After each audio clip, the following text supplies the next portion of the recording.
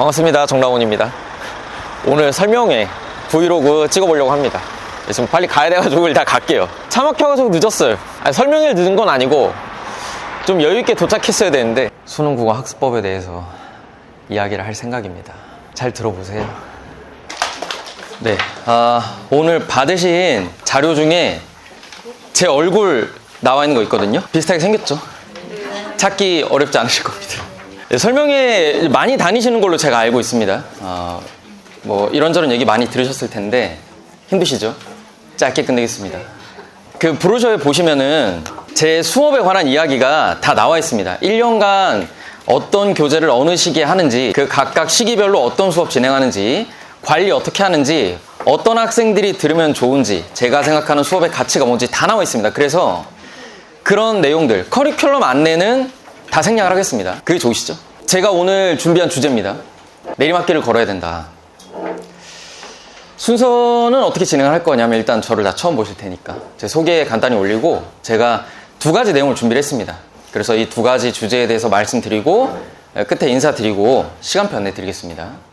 제가 서울대학교에서 국어국문학 공부를 했는데 부전공이에요. 그래서 따로 표시는 안 했습니다. PPT에. 근데 국어국문학 공부를 열심히 하긴 했습니다. 그리고 이번에 메가스터디 온라인 새롭게 런칭을 했습니다. 그래서 수능날 11월 14일에 런칭을 했고 지금 런칭 한 2주 정도 됐네요. 설명회, 수능 이후의 설명회를 다녀보셨으면은 다 들어보셨을 얘기죠.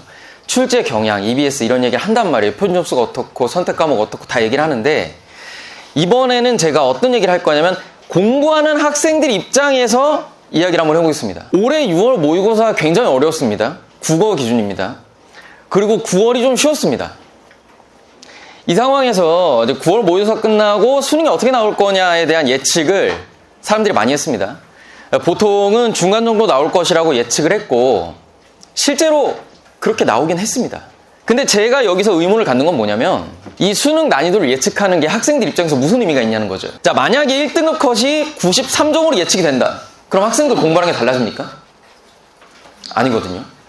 1등급 컷이 85점으로 예상이 된다. 굉장히 어려운 시험인데 생목으로 하겠습니다. 아니 이거 촬영하고 있는데 방송사고가 났네. 아무튼 다시, 그래서 수능이 만약에 85점으로 예측된다 1컷이, 그렇다고 해서 학생들의 공부가 달라지진 않습니다.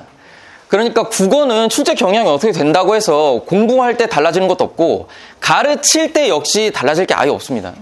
6월에 문학이 많이 어려웠습니다. 근데 9월에도 그 변별력 있는 문항, 9월이 전반적으로 쉬웠는데 그 중에 변별력 있는 문학에 있었습니다. 그러면 수능은 어떻게 될 거냐? 야, 올해 수능은 문학이 변별력이야. 변별력 있는 문학 문제 딱 하나 있었습니다. 올해 수능이. 그래서 이 출제 경향 같은 게 사실은 중요하지가 않다. 그냥 모든 경우의 수를 대비하는 거지 출제 경향에 맞춘 공부, 수업, 콘텐츠가 없다. 왜냐면 국어는 내용을 익혀서 외워서 풀어내는 과목이 아닙니다. 그냥 내가 주어진 글을 읽고 이해하고 그 이해한 바를 확인하는 거지 뭔가 수학이나 탐구처럼 내용이 있어서 그것이 어떤 건 나오고 어떤 건 안 나와서 안 나오는 건 공부 안 하고 이런 과목이 아니란 말이에요. EBS 얘기 많이 들어보셨을 겁니다. EBS의 연계율이 실질적으로는 70% 훨씬 이상으로 지금 다들 말씀을 하고 계세요. 그러니까 50% 연계라고 발표는 했는데 막상 까보니까 EBS가 없는 요소가 거의 없더라. 맞는 말입니다. 그런데 올해 수능만 이런 건 아니고 거의 수능이 그랬는데요. 그 등급을 가르는 최고난도 문항들, 독서 최고난도 문항은 8번이었습니다. 8번 문항이 포함되어 있는 제시문은 EBS 연계였습니다. 문학 최고난도 문항은 18번이었는데 이 문제는 훨씬 심각합니다. 이 18번 문제는 어디서 나왔냐면 정을선전이라는 작품에서 나왔습니다. 그 정을선전은 전국에 수능 국어를 가르치는 온오프라인 모든 강사가 가장 중요한 작품 3개 꼽아라 하면 그 중에 하나씩 무조건 넣던 거였습니다. 그래서 학생들이 그 대목을 다 외우고 들어갔습니다. 실제로 제가 파이널 모의고사 때 한 거 그대로 나왔습니다. 근데도 18번 틀리더라고요. EBS 연계 체감이 되는 건 맞습니다. EBS로 공부하고 들어가면 나 이거 봤던 건데 라는 생각이 계속 들어요. 근데 이 변별력 있는 문항은 못 풉니다. 그래서 EBS는 원래도 풀 수 있는 걸 그냥 조금 더 편하게 풀게 해준다. 이 정도까지가 효용이지. 내가 EBS를 열심히 공부해서 원래는 3등급 실력인데 2등급을 만들겠어. 안 됩니다. 이건 단원입니다. 안 됩니다, 이건. 그래서 출제 경우에는 EBS 같은 거를 중요하게 생각하는 게 강사 입장에서 가르칠 때, 수업을 짤 때, 강의를 구성할 때는 괜찮은데 공부하는 학생들 입장에서는 사실 다를 게 아예 없거든요. 그럼 국어는 뭘 해야 되냐? 그냥 읽고 이해하는 그 능력을 올리기 위한 부단한 노력, 이건 말고는 사실 없습니다. 뭔가 비법, 요령, 콘텐츠 이런 걸 학생들이 찾아다니는데 그런 게 없다는 거예요.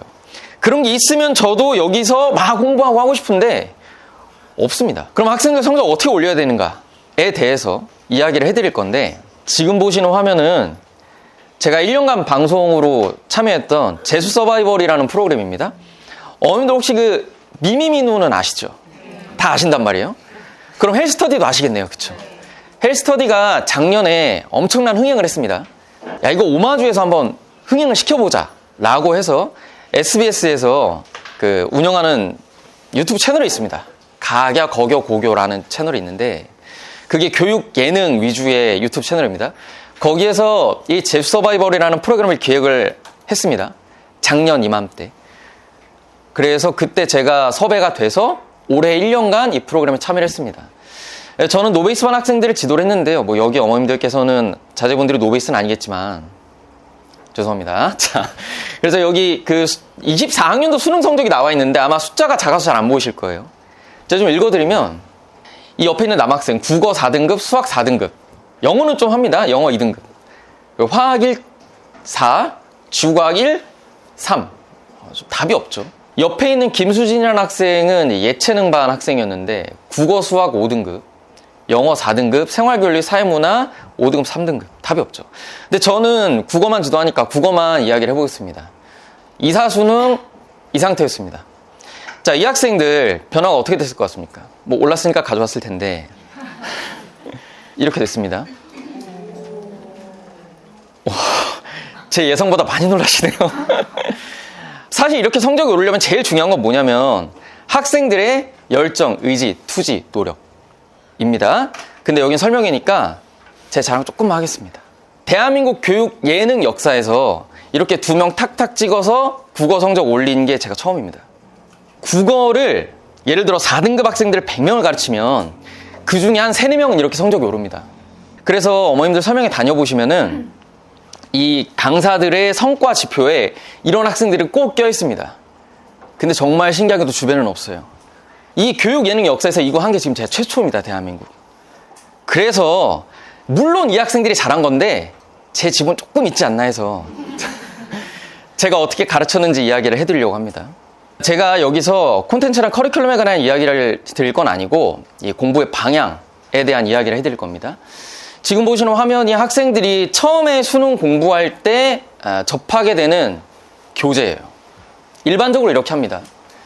제시문 길게 읽고 문제 여러 개 묶여 있는 것을 풀면서 공부를 시작합니다. 다 이렇게 합니다.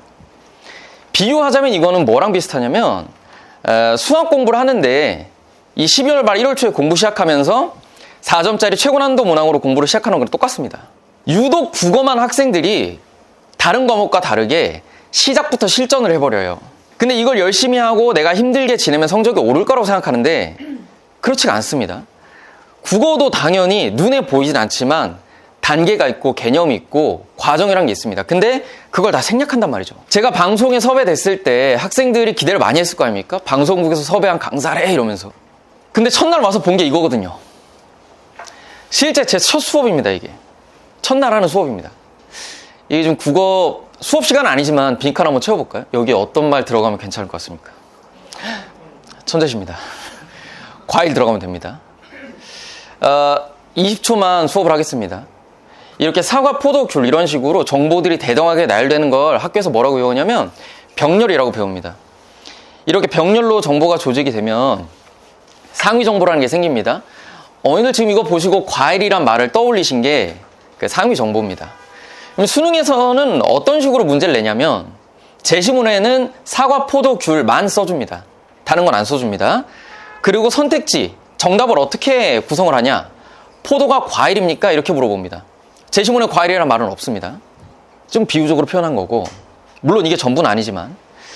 그래서 이런 논리 체계가 있다는 걸 개념적으로 배우고, 여기에 난이도를 조금 올려서 실제 제시문 형태까지 도달해가는 형식의 훈련을 해야 되거든요.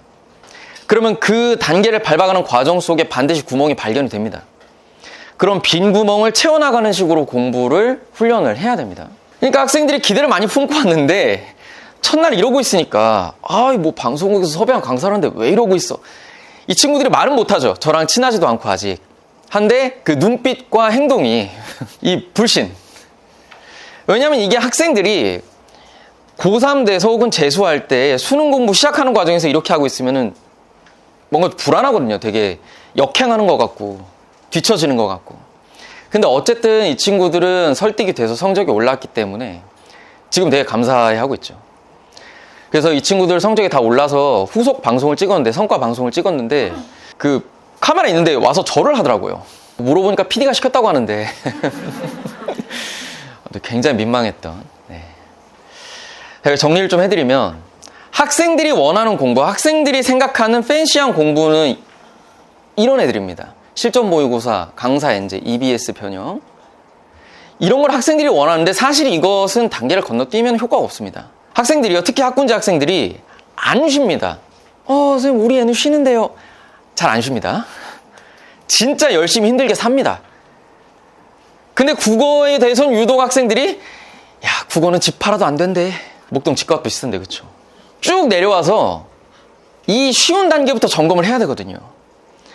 안정적으로 100분이 98 정도가 나오는 게 아니면 대부분 저 단계 어딘가에 문제가 있습니다. 근데 그것이 문제라는 걸 인지하지 못하고 그것을 지도해주는 사람이 없고 교재가 없습니다. 그러니까 그냥 열심히 힘들게 하면 성적이 오를 거라고 믿고 계속 합니다. 그러고 나서 나 이렇게 열심히 했는데 왜 성적이 안 오르지? 수능은 열심히 힘들게 한다고 오르는 게 아니고 필요한 걸 해야 오르거든요. 근데 국어, 영어, 탐구는 학생들이 필요한 거 합니다. 국어는 필요한 거 잘 못하는 게 문제죠. 단계를 건너뛰면 반드시 무너지게 돼 있습니다. 이거는 실력 향상류 모든 것 공통이죠. 수능만 그런 게 아니고 운동, 게임, 악기 다 마찬가지입니다. 그래서 겸손하게 내려가서 처음부터 단계 점검을 해야 됩니다. 저희 수업 기준으로 말씀을 드리면 이 기초 단계 점검이 1, 2월이라고 생각을 해주시면 돼요.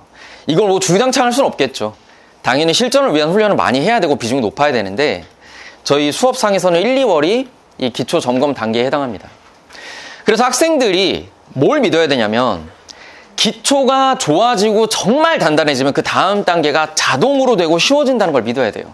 근데 이것을 학생들이 믿지 않고 불안해하기 때문에 지도하기가 굉장히 힘듭니다. 근데 방송으로 묶어두니까 잘 따라오더라고요. 수능 국어 공부는 이게 다입니다. 다른 말씀 드릴 게 없습니다. 준비한 설명 끝입니다. 너무 좋으시죠? 끝으로 준비한 마무리 인사 드리고 끝내겠습니다. 제가 질문 하나 드릴게요. 학생들이 재수 언제 선택할 것 같습니까? 이게 목동과 대치 이런 주요 학군지들 재수 진짜 많이 하지 않습니까? 재수생 자제분들이 없으실 수도 있고 학생이 이거 후회가 남을 때입니다. 후회가 남을 때. 네가 그걸 어떻게 알아? 제가 사수했거든요. 재수 끝나고도 아니죠. 고3 끝나고 제가 돌아보니까 내가 학교 시험 없어. 수행평가 없어. 생활기록부 없어. 친구 없어. 여자친구 없어. 담임 없어. 수능 공부만 1년 하면 서울대 못 가면 바보 아닌가? 나 왠지 잘할 수 있을 것 같아. 이렇게 하고 굉장히 오만하게 시작을 했거든요. 그리고 재수 때 실제로 열심히 살았습니다. 근데 재수 끝나고 별다른 발전이 없었습니다. 그리고 1년 돌아보니까 그 공부하는 당시엔 열심히 했다고 생각을 했는데 돌아보니까 더 잘할 수 있을 것 같은 거예요. 그래서 또 합니다. 이게 후회가 남으면 학생들이 지망생 중독으로 계속 가요. 요즘은 메디컬 지망생 중독이죠. 그래서 혹시 제가 수업에 관해서 설명 많이 드리진 않았는데 지금까지 이야기 들어보시고 저한테 지도를 맡기고 싶다는 생각이 드셨다고 하면 제가 어떤 것 정도는 약속을 드릴 수 있냐. 저는 사수를 해본 사람이니까. 제가 생각하는 성공하는 입시, 성공하는 수능은 다른 게 아니고 나 이거보다 더 잘할 수는 없었겠다. 이쯤 하자. 이렇게 되면 전 잘한 거라고 봐요. 다른 과목은 제가 잘 모르고 국어에 대해서는 저희 수업 오시면 야, 다문이랑 1년 공부해보니까 국어는 여기서 더 잘할 수는 없었겠다 라는 생각은 제가 만들어 드릴 수 있습니다. 그래서 요 정도로 하고 마치도록 하겠습니다. 긴 얘기 들어주셔서 감사합니다. 정남훈이었습니다. 여러분 공부 이렇게 하라고 한 거니까 잘 듣고 따라 하세요. 알겠죠? 햇빛이 좋다. 저는 이제 교재를 또 쓰러 가야 됩니다. 이게 바쁜 척 하는 게 컨셉이 아니라 제가 내일까지 마감하겠다고 했는데 지금 좀 많이 남았어요. 그래서 설명회 브이로그 여기까지 할게요. 네, 다음에 또 다른 영상으로 찾아오겠습니다. 안녕.